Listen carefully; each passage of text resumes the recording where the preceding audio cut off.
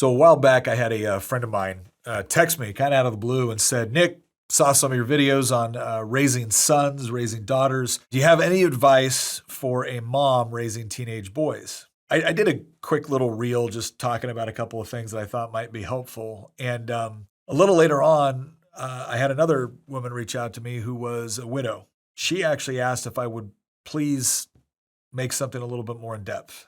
And so I want to be clear about what I'm doing here. I'm not telling women how to be moms. I don't know what that's like. I don't know how to do that. But what I will do is I'll share some things that my mom did in less than ideal conditions that as a man, I really appreciate and that I felt genuinely helped prepare me to be the sort of man that I needed to be for my own wife and children one day. This isn't so much about giving advice to moms, I guess, as it is a tribute to my own. With that, I guess I'll go into things a son really appreciates about their mother. Now, I said less than ideal conditions. What do I mean by that? My mom and dad got divorced when I was pretty young. My brother was just born. He's about 3 years younger than I am. My dad stayed in Southern California where he was a police officer. My mother moved back up to Northern California in order to be closer to family. So there's about 500 miles in between. I spent the school years with my mom. She was the custodial parent, and then I would go down for the summers with my dad. And I want to emphasize something right off the bat. Both my mom and dad were integral in my life and my upbringing, but my dad got considerably less time just by virtue of me being with my mom during the school year. But I want to make sure everyone understands that I'm grateful to both my parents, not only for the effort that they put into raising me and my brother and then my other brothers and sisters that would come later, but also for the fact that, to my recollection, they never used me or my brother as pawns in any sort of disagreements that they had with each other. And so for any moms out there that might find themselves in a situation like that, to the extent that you can, my mother always emphasized how important it was for me to respect my father, to look up to my father, and to have a good relationship with him. And that not only helped ensure that I had a very positive relationship with my dad, it also helped ensure that I had a positive relationship with my mother. Now, I realize that not every circumstance is the same. And for women that had to leave a marriage because of abuse or something of that nature, that may not be a possibility with the father of your children. But for those out there that are in a similar circumstance, I can tell you right now, I appreciated it then. And looking back on it now, I'm incredibly grateful for the way that my mother and father interacted not only with us, but with each other in a less than ideal situation. What this meant for my mom, though, is during the school year, when I would act up, when I would get in trouble, when I would do things that might be considered typical boy things, there's a lot of things she just kind of had to figure out. And we were both very grateful that we had my grandparents close by because both of my grandfathers could provide a positive male role model in my life. But again, it was difficult, and I know it was hard on her at times. And so I want to start off by saying and kind of laying that groundwork so that you understand where I'm coming from. I didn't grow up in the ideal two-parent household. And so for anybody else that finds themselves in similar circumstances, there's hope. It can be done. It's not ideal, but it can be done. So let's start off about things I appreciated about my mother when I was very little. Before I reached adolescence and whatnot, I always looked at my mom as just like she was the idea of what a woman was supposed to be, right? She was strong and she was intelligent and she was kind and she was beautiful, right? Like every little boy thinks of their mom as like the most beautiful woman ever. And I really looked up to her. By the same token, I was a little boy, which means I was constantly trying to kill myself by doing stupid things. And she had to contend with that while working full-time as a nurse. And that's where my grandparents came into that equation. One of the things was again, she was always tender. Like when you got hurt as a result of something that was maybe not within your control, she was compassionate and she was caring and she could make it all better. By the same token, when you were doing something stupid, it's not like she ran over right away to like scoop you up and, oh, my little darling. No, it was like, I'll never forget doing stupid stuff. Like running in and like falling down and hitting the table and like starting to cry, and my mom going like, "Get up," and then walking over and be like, "Did you hurt the table?" And it was one of those things where, at the time you're like, I can't believe I'm not the, sole source of attention, right? But that was the point. The point was I was doing something stupid. I wasn't really hurt. I was trying to gain attention because I had done something stupid that had got me hurt. And she was letting me know at that point that, no, I'm here for you when you're hurt, but I'm not going to pretend you weren't doing something stupid. And you are responsible for your actions. And oh, by the way, don't hurt my table. And it sounds silly, but there's a lesson in that. There really is. There's a lesson in that because all kids, I don't want to say especially boys, but that's my perspective. All kids need your intention, but man, they do not need your indulgence. And that's an important distinction. And it's one I learned very early on.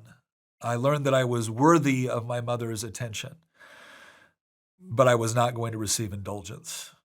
And so I would just say that depending on the circumstances, you don't always need to rush in and pick him up and brush him off, especially when he's doing something dumb.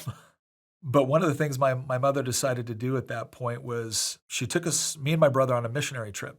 And again, she's a single mom and a nurse, so it's not like she's got a ton of money. It's not like any of her family had a lot of money. She just thought it was important that she do something with her boys that was meaningful, that would be a good lesson for us. Certain things that she had always tried to teach us about our obligation to God, our obligation to our fellow men and women, and also an appreciation for the country we got to live in.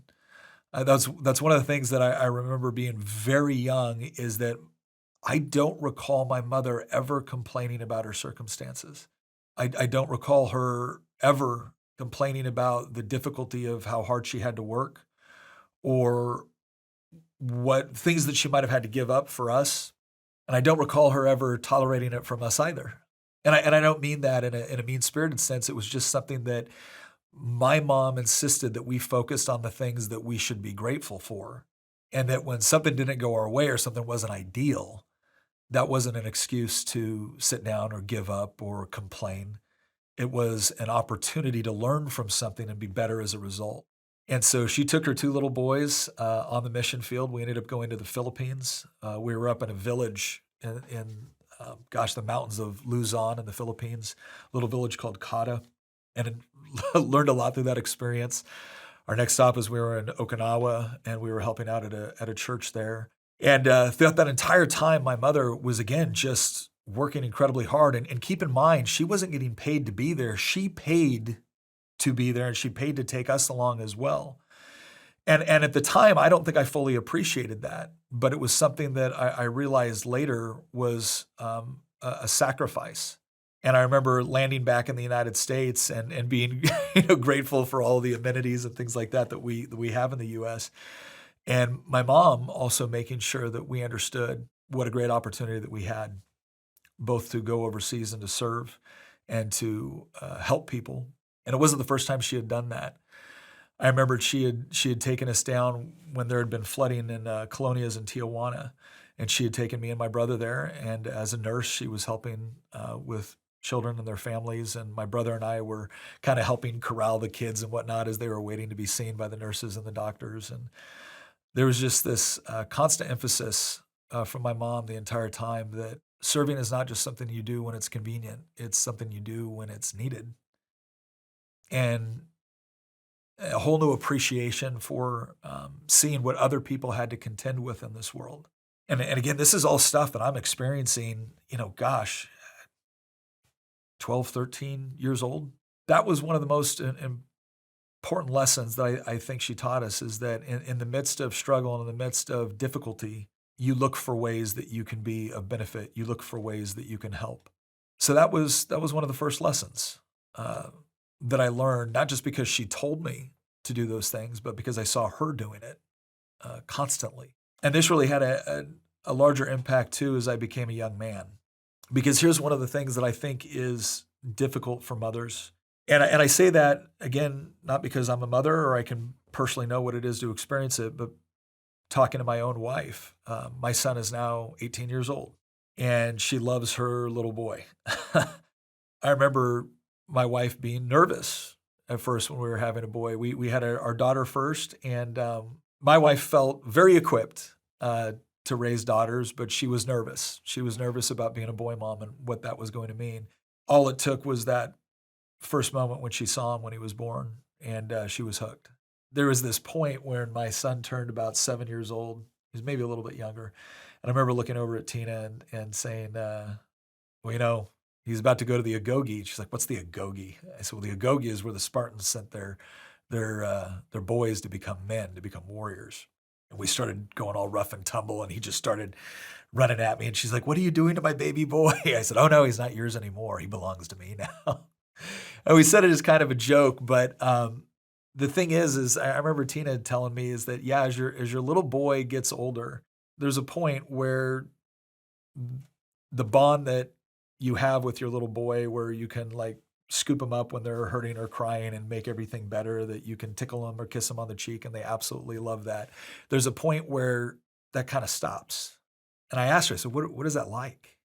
And she goes, you know what's coming, but a part of you feels like maybe you're not needed anymore. And she quickly said, she goes, I know I was still needed. She goes, but there was that part where you realize there's a letting go of the little boy, because now he has to start becoming a young man. And the illustration I gave in one of the videos I did was the first time your little boy gets in a fight, or the first time he loses a fight, or the first time he runs away from a fight, or whatever it is. There's that instinct from mothers, because someone has hurt their little boy, and Mama Bear is pissed, and she's about to do something about it. I can remember having to intervene once and saying, no, babe, you can't call. You can't fix this for him. He's got to figure it out. And that was tough. That was tough for her, because, again, she wanted to protect her little boy. The problem is that he was still hers. He just wasn't a little boy anymore. And the way I had to explain it to my wife was, there gets to be a certain point where the world is a dangerous place. And they realize that at some point. And what they really want is not for their mom to call and fix it. They don't want their mommy to fix their problems. And if you do, you're no longer making them feel loved in that moment. You're making them feel weak and vulnerable. Men don't like to feel weak and vulnerable. We want to feel strong. We want to feel capable. We don't want the bully to be afraid of the principal. We want the bully to be afraid of us. But the only way that can happen is that at some point, they've got to fix their own problems. And sometimes it doesn't work out the way that you might want. But that's also part about learning what it is to be a man. Sometimes you do step up. Sometimes you do the right thing, and you still get punished for it. But you got to do it anyway. And an interesting lesson in that for myself and my mother was my mom getting a call that I was getting suspended for fighting. She was not very happy. But she asked me, she goes, what did you do? I said, well, one of the guys kicked a girl hard enough to where she fell down. And so I chased him down, and I put him in a headlock. And then the teacher came over and intervened and broke it up. And, I got sent to the principal's office. She goes, that's it. I said, yeah, Mom, that's it. She goes, nothing else happened. I said, no, Mom, that is what happened. She said, okay. And so I got suspended. And I remember her coming in and saying, she goes, Nick, you're suspended. I can't stop that. I don't control whether or not you're suspended. She goes, but you're not in trouble. The reason why that was important is because she was letting me know that she couldn't protect me from the consequences of my actions, but she expected me to do the right thing regardless. And you might think that your son is like, well, this is ridiculous. This is stupid. Why am I in trouble? That's not what I thought at all. I thought my mom had my back. And she not only had my back when an authority figure, a respected authority figure, had made their decision against me, She expected me to do it again if I was in the same circumstances. Like that approval, that permission that she was giving me to defy authority if the authority was wrong, that was formative. That was formative. Because it wasn't delivered in this flippant manner of just, hey, do whatever you want, or, don't think about the consequences of authority. It was more of this idea of, look, a girl was hurt by a guy and your instinct was to help her. I'm not punishing you for that.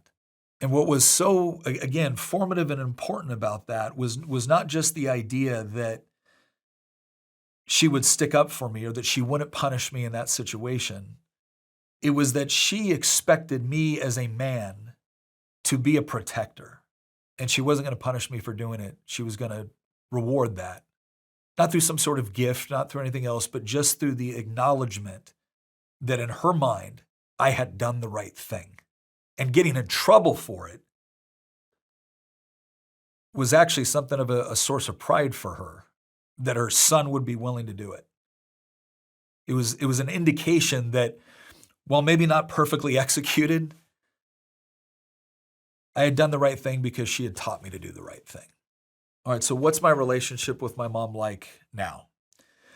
I'm 44 years old. I have 3 children. My oldest daughter is about to get married. I have an enormous amount of love and respect for my mother. And that continues on, not just because of the things that she did when I was a boy, not just because of the things she did when I was a young man, but also because of the things that she's done now that I am a man and a husband and a father. And there's one episode in particular that I'll share to kind of illustrate this point. When Tina was pregnant with our first daughter, I was stationed over in Hawaii. Lily, I think, was, I think almost 2 weeks late. And my mom is an OB nurse, so she knows what she's doing. And she flew out to Hawaii to be with us. She took time to make sure that she was there for us, as whenever Tina had questions, to just help around the house. And that's the thing you need to understand about my mother, is that if my mom is around, she's cleaning something, no matter how many times we tell her, like, Mom, just sit down and relax. But we were at the hospital, and Tina was finally in labor, and this is our first child, and it was a difficult labor. The umbilical cord was wrapped around her neck twice. Tina was doing a great job. Tina was just fighting through everything, through the pain, through the frustration, through the difficulty. I remember when Lily was finally born, it wasn't like the movies, right, where your kid is crying and whatnot, and no, she was blue, and she wasn't making a sound, and she was limp. And they're over there on the table trying to get Lily to respond. So they're trying to get Lily to respond, and then I hear the doctor say, she keeps bleeding. She keeps bleeding. So my brand new daughter is not responding.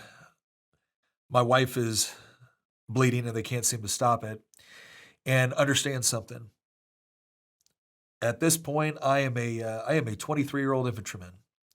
I am airborne qualified, air assault qualified, EMT qualified, sniper qualified, ranger qualified. And none of it means a damn thing. I can't help my daughter. I can't help my wife. And I turn around and I look at my mother. And the moment she sees me look at her, she immediately, it's okay. It's okay. She's going to be fine. Don't worry. They've got it over here. Don't worry. They know what they're doing. She's got it over here. I'm watching. I'm watching. I'm a grown man.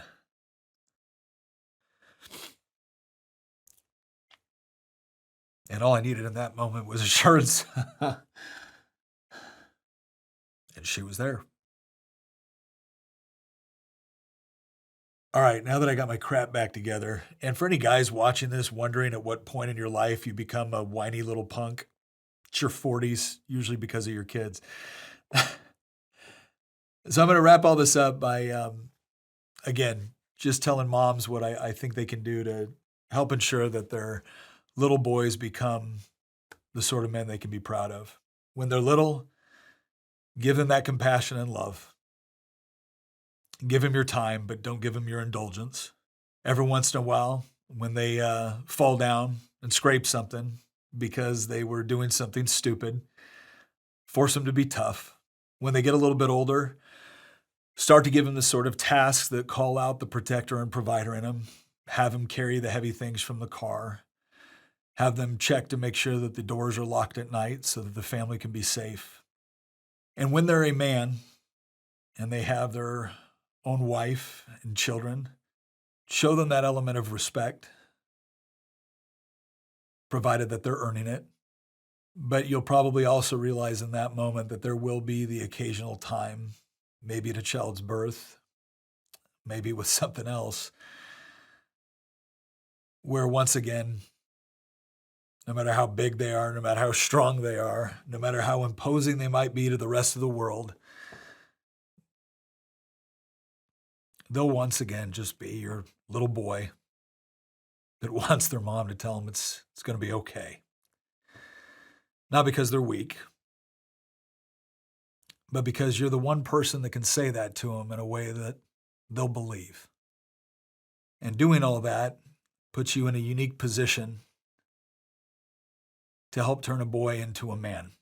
And as much as we often talk about the important role that fathers play, and they do, and it's a role that can't be replaced, I guess I want moms to understand that your role can't be replaced either, because you're the first woman in their life that will make them feel safe and protected and loved. You'll be the first woman that they practice on to make feel safe, protected, and loved. And when it's all said and done, there's a very unique relationship where a mother is a boy's first love. And because of that, you get to teach him how to be the sort of man that one day another woman will trust with herself and with her children. And that is a role that really only you can play. And when you embrace it, well, it kind of changes everything. Hope it helps. And to my own mom, thank you.